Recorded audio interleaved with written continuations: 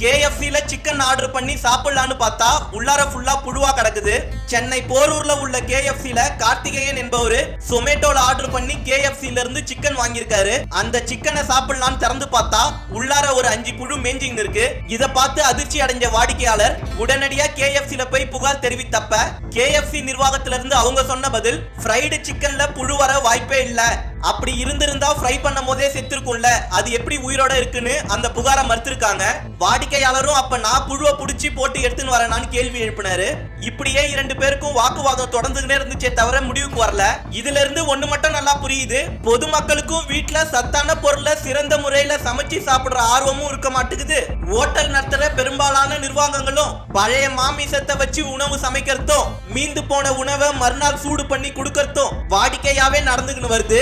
இதுல 2 தரப்பினருமே அவங்க தப்ப உணர போறது கிடையாது. எனவே இந்த நிகழ்வை பத்தின உங்களுடைய கருத்தும் என்ன என்றத கமெண்ட்ல பதிவு பண்ணுங்க.